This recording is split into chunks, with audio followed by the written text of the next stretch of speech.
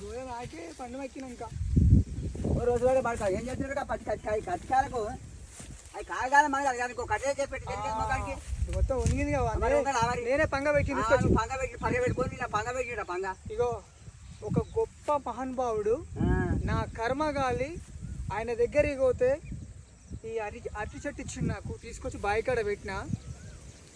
ఆయన 6 సంవత్సరం ఈ సంవత్సరం పెట్టింది 2 సంవత్సరాలు పెట్టి సంవత్సరం అయింది సంవత్సరం పెట్టి 2 సంవత్సరాలు అయింది నేను తెచ్చే సంవత్సరం అవుతుంది మరి 2 సంవత్సరాలు అయింది 2 సంవత్సరాలు అవుతుంది అది పెట్టి